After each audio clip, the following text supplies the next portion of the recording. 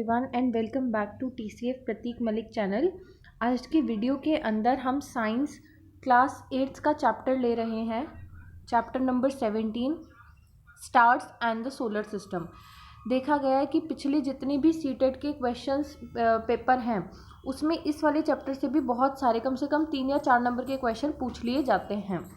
ठीक है, तो ये चैप्टर बहुत इंपॉर्टेंट है और रीट की जो आप तैयारी कर रहे हैं, चाहे सीटेट हो, देखिए सभी जगह कोर्स सेम है। NCERT बेसिक चीज़ है जिन्हें रीड करना मस्ट है। तो हम इसको देखते हैं, हिंदी और इंग्लिश दोनों में वीडियो होगी तो उसकी आप टेंशन मत लीजिए।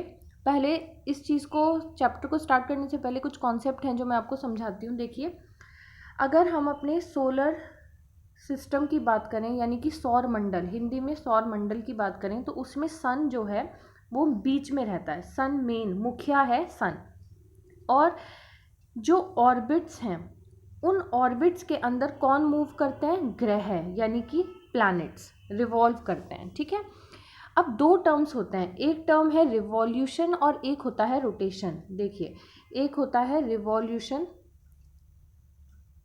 और एक होता है रोटेशन। दोनों में क्या अंतर है? देखिए, हिंदी में भी मैं इसको बताती चलूँगी तो अभी आपको पता चल जाएगा।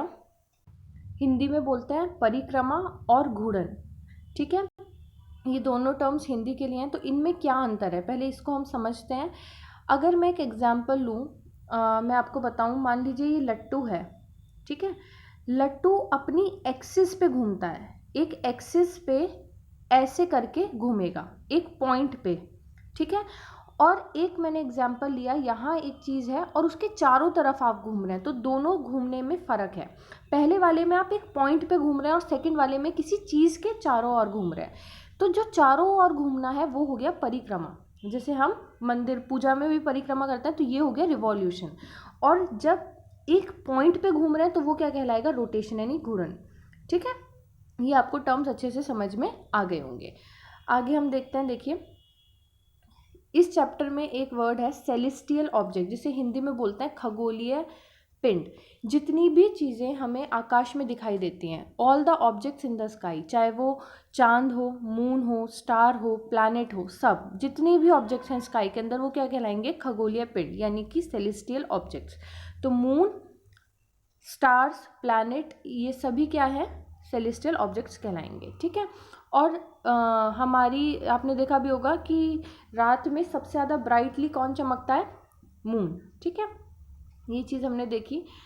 आगे एक चीज़ है फेजेस ऑफ मून्स, को हम यहाँ पे समझ लेते हैं। फेजेस ऑफ मून, देखिए फेजेस ऑफ मून का क्या मतलब है? आपने देखा होगा एक दिन हमें चांद पूरा दिखाई देता है, धीरे धीरे एक ऐसा टाइम आता है जब चांद बिल्कुल गायब हो जाता है, जब चांद नहीं दिखता, जिसे बोलते हैं अमावस्या। तो जिस दिन चांद पूरा गोल दिखाई दे रहा है वो क्या कहलाएगा? पूर्णिमा। और जिस दिन चांद बिल्कुल गायब हो गया, नहीं दिखाई दे रहा, उसे क्या बोलेंगे? अमावस्या। इंग्लिश में बोलते हैं जब चांद पूरा दिखाई दे रहा है तो उसको बोलेंगे फुल मून, यानी कि पूर्णिमा। और जिस दिन नहीं दिखाई दे रहा, अमावस्या को क्या बोलेंगे? New moon. इंग्लिश में क्या बोलेंगे? New moon. ये दोनों टर्म्स अच्छे समझ में आ गए।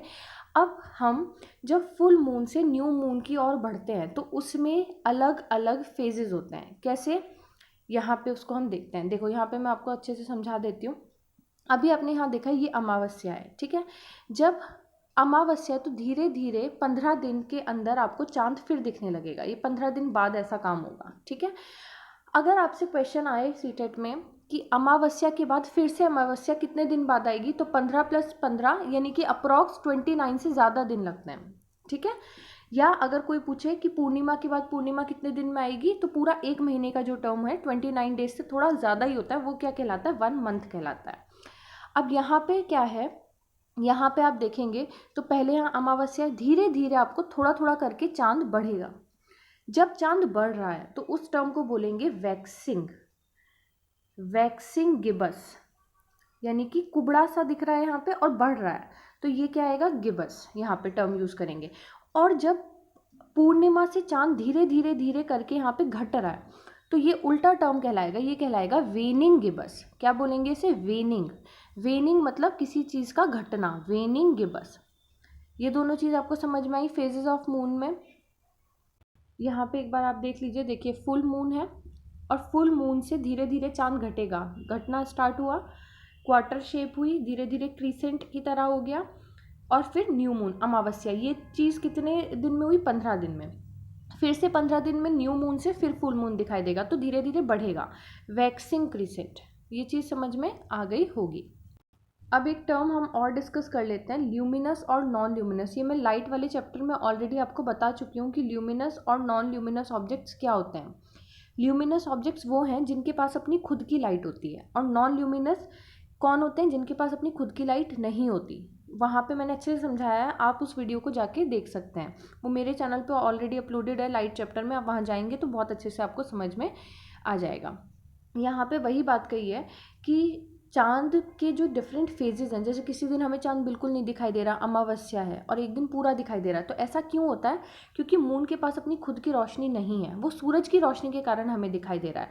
तो जिस जिस पार्ट पे सन की रोशनी पड़ेगी मून पे, वो पार्ट हमें विजिबल होगा। तो the moon does not produce its own light, whereas the sun and other star do. Sun भी, सूर्य भी एक तरीके का तारा है, ठीक है, और उसके पास अपनी खुद की लाइट है। तो we see the moon because the sunlight falling on it gets reflected towards us, we therefore see only that part of the moon from which the light of the sun is reflected towards us. ये मैंने बहुत अच्छे से समझाया वहाँ पे light chapter में, वहाँ पे आप इसको देख सकते हैं। तो हमने फेजेस ऑफ मून को डिस्कस कर लिया है, क्या है, सेलेस्टियल ऑब्जेक्ट देख लिए हैं, और फुल मून क्या है, मंथ क्या है। देखिए, the time period between one full moon to the next full moon, वो ही क्या कहलाता है? मंथ कहलाता है। ये हम देख चुके हैं, यहाँ पे डिस्कस कर चुके हैं। क्यों हमें फेजेस ऑफ मून दिखाई देते हैं, ये भी हमने डिस्कस कर लिया, फेजेस ऑफ मून को डिस्कस कर लिया। अब एक चीज़ है, एक यहाँ पे एक बात समझाई गई है। देखिए, सन है, सन के चारों तरफ अर्थ रिवॉल्व करती है, और अर्थ एक प्लैनेट है, उसके चारों तरफ भी कुछ चीज़ें रिवॉल्व करते हैं, जो क्या कहलाएंगे वहाँ के लिए? उपग्रह कहलाएंगे, ठीक है। तो मून किसका उपग्रह है? अर्थ का, ठीक है। ये चीज़ हमने यहाँ पे देखी। हिंदी में उपग्रह को बोलते हैं सैटेलाइट। सैटेलाइट क्या है? जो किसी प्लैनेट के चारों तरफ रिवॉल्व कर रही है, ओके। ये टर्म्स हमने समझ लिए हैं यहाँ पे। अब एक चीज़ यहाँ पे आती है, अभी हमने वीडियो की स्टार्टिंग में ही घूर्णन और रिवॉल्यूशन यानी परिक्रमा में अंतर देखा। तो मून का अपनी एक्सिस पर घूमना और सन के चारों, अर्थ के चारों तरफ घूमना, दोनों ही टाइम सेम है। The moon complete one rotation on its axis as it complete one revolution around the earth. तो मून का रोटेशन पीरियड ऑफ मून किसके बराबर होगा? रिवॉल्यूशन पीरियड के। समझ में आई ये वाली चीज़? आप नोट्स शॉर्ट जो जो पॉइंट में इंपॉर्टेंट बता रही हूँ वो कहीं लिख लीजिए, या समझ भी लेंगे तो आपके लिए सीटेट में वो आसानी रहेगी। नेक्स्ट अब हम देखते हैं कुछ वैसे स्टैटिक कॉन्सेप्ट कई बार पूछ लेते हैं कि मून पे जाने वाला पहला व्यक्ति कौन था। तो ये तो बहुत सिंपल है, नील आर्मस्ट्रॉन्ग, ये अमेरिकन थे। इनके बाद कौन गया था? Edwin Aldrin. कब गए थे? 1969, 21 जुलाई, ठीक है। तो ये वाली चीज़ हम देखेंगे। एक चीज़ यहाँ पे कही गई है, क्या हमें मून के ऊपर कोई साउंड सुनाई देगी? अगर आपने साउंड चैप्टर की वीडियो नहीं देखी तो वो भी मेरे चैनल एड्यू प्लैनेट करके चैनल है, उसका लिंक आपको डिस्क्रिप्शन बॉक्स में मिल जाएगा। वहाँ मैंने साउंड चैप्टर को पढ़ाया है, वहाँ आप देखेंगे तो आप समझ सकते हैं, आपने अगर वीडियो देखी है, कि साउंड को ट्रैवल करने के लिए कोई मीडियम चाहिए, जबकि लाइट को ट्रैवल करने के लिए कोई मीडियम नहीं चाहिए। यानी कि साउंड सॉलिड, लिक्विड और गैस में ही ट्रैवल करती है। अगर वैक्यूम है तो साउंड ट्रैवल नहीं करेगी। तो मून के ऊपर तो कोई एटमॉस्फेयर नहीं है, इसीलिए हमें, अगर हम चंद्रमा के सरफेस पर हैं तो हमें कोई भी आवाज़ सुनाई नहीं देगी। अब तक मैंने एक बार मैं फिर से आपको रिकैपिचुलेट करा लेती हूँ, हमने कितना डिस्कस किया है। देखिए, हमने खगोलीय पिंड यानी सेलेस्टियल बॉडीज़ को डिस्कस करा है, क्या होते हैं। हमने फुल मून, न्यू मून, अमावस्या, पूर्णिमा को देखा है। फेजेस ऑफ मून को डिस्कस किया है, अलग अलग 15 दिन का समय होता है न्यू मून से फुल मून में, या फुल मून से न्यू मून में। मंथ किसे बोलते हैं वो हमने देखा। क्यों हमें फेजेस ऑफ मून दिखाई देते हैं वो अभी डिस्कस किया है। और एक कुछ रिवॉल्यूशन पीरियड और जो मून का रोटेशन पीरियड है वो दोनों सेम है, वो चीज़ हमने देखी। और हमने देखा कि साउंड, जिससे मीडियम चाहिए होता है ट्रैवल करने के लिए मून पे, इसीलिए हमें कोई साउंड सुनाई नहीं देगी। नील आर्मस्ट्रॉन्ग फर्स्ट थे जिन्होंने मून सरफेस पे लैंड किया था। ये स्टैटिक क्वेश्चन आपका बनेगा। अब हम अगर स्टार्स की बात करें तो स्टार में सबसे पहले आपको पता होना चाहिए सन। सूर्य भी एक तरीके का तारा है। जो अर्थ से सबसे क्लोज है। अर्थ से यहाँ पे एक स्टैटिक कॉन्सेप्ट है, इसको आप अच्छे से याद कर लीजिए, लिख लीजिए। सन का कितना डिस्टेंस है अर्थ से?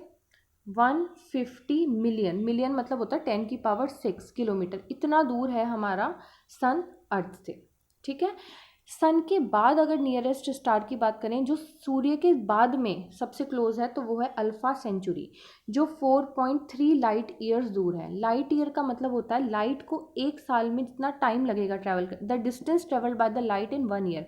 एक साल में लाइट कितना डिस्टेंस ट्रेवल करेगी वो कहलाएगा लाइट ईयर। तो डिस्टेंस की मापने के लिए हम लाइट ईयर यूज़ करते हैं। और लाइट की स्पीड कितनी होती है? 3 × 10⁸ मीटर पर सेकेंड। ये 3 चीज़ जो मैंने बताई है ना, कहीं अच्छे से लिख लेना। सूरज से अर्थ पर रोशनी आने में कितना टाइम लगता है? 8 मिनट लगती हैं।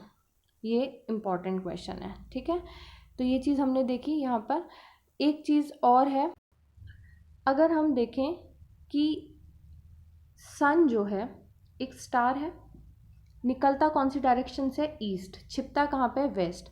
तो स्टार्स कैसे मूव करते हैं? ईस्ट से वेस्ट। तो अर्थ उल्टी डायरेक्शन में मूव करेगी। अर्थ कैसे मूव करेगी? अर्थ करेगी वेस्ट टू ईस्ट। ये आपको अच्छे से पता होना चाहिए। अर्थ कहाँ से कहाँ मूव कर रही है? पश्चिम से पूरब। और स्टार कहाँ से कहाँ मूव कर रहा है? ईस्ट से वेस्ट, यानी कि पूर्व से पश्चिम। यही चीज़ यहाँ पे दे रखी है। The sun appeared to rise in east and set in west as the earth rotates from west to east on its axis।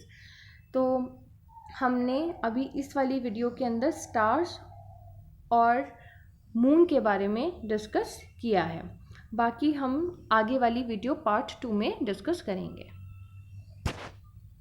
Thank you everyone.